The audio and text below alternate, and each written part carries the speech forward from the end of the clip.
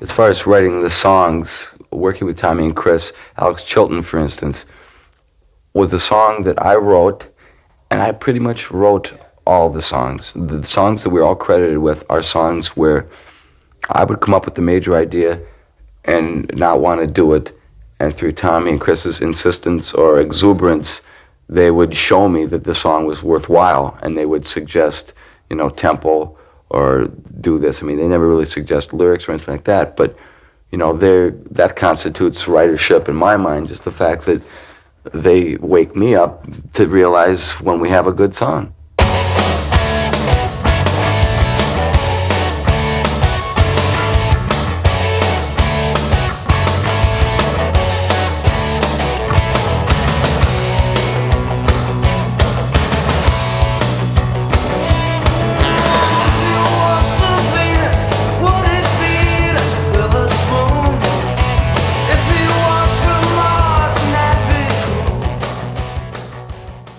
Alex Chilton is an important and I think iconic song in the band's history for a number of reasons. It's interesting because they were obviously working in Memphis at Ardent, and Alex was around for these sessions.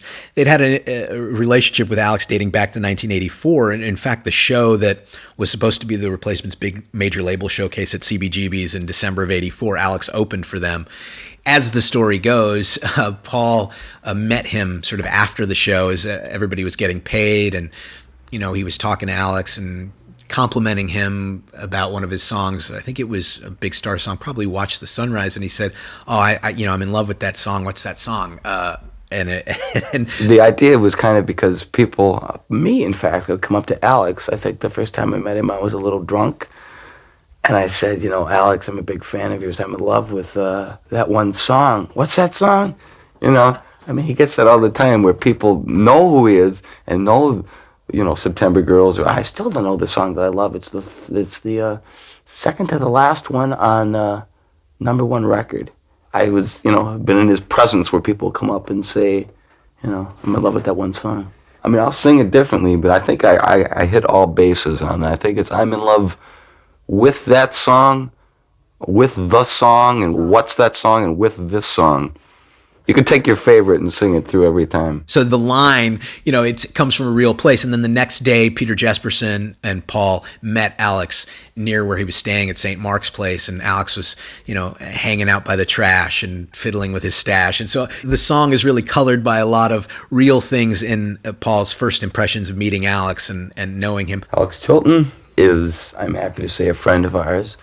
Alex is a strange guy where it's difficult to get close to him and to know him. I'm still kind of in awe of him when I meet him and we get together. We hung out in Memphis a little bit, and I figured I wanted to write a song. I wanted to bring it right out into the open. A lot of bands are influenced by him and will coyly lift a phrase or a riff or something from him. I figured just come right out and write a song about him.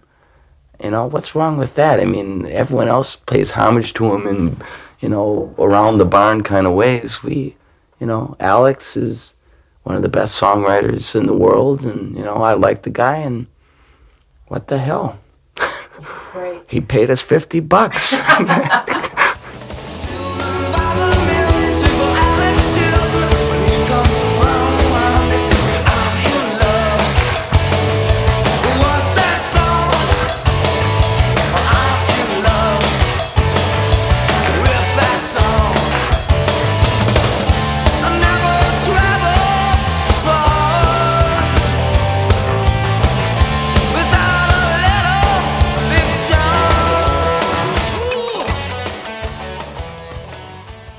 As Paul put it, they lived with those Big Star records in the van for many years. Big Star was probably one of the only groups that all four members of the Replacements agreed on listening to. Usually there would be fights in the van over who was playing what music, but I think Big Star was something that they were exposed to by their original manager, Peter Jesperson, and it was a real kind of discovery that all four of them made at the same time. So it was a touchstone for them.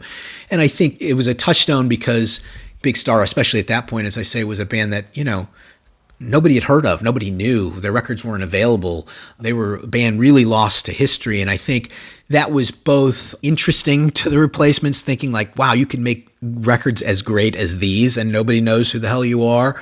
But and also kind of frightening too, because you can make records as great as these and nobody knows who you are. So I think they represented, for the Replacements, Alex and Big Star and that whole thing represented a lot of stuff that I think the Replacements battled with in their own careers and their own sort of figuring their own career out, and their fears of like, what is the music business? You know, does it reward creativity and excellence and artistry, or is it about something else? And I think, you know, Big Star was a touchstone and also kind of a warning for them. I think, you know, Paul really, in his heart of hearts, wanted to have a pop hit. Maybe he didn't know how to go about doing it, but he wanted some tangible, real success. And I think he was always afraid of, in a sense, of becoming this lost cult band like Big Star. So I think that also drives a lot of what is in the song Alex Chilton, those kind of emotions about themselves and Big Star and the whole of the music business in a way. Scott Litt, who ended up producing REM and ended up producing the last Replacements record, he always talks about,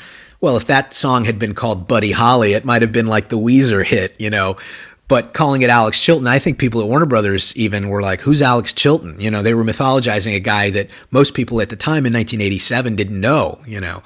So it's kind of funny in that sense. Now it's seen as this great tribute to this great artist and cult hero. But at the time it was, you know, probably left a lot of people scratching their heads. We want people to know who Alex is, who never heard of Big Star.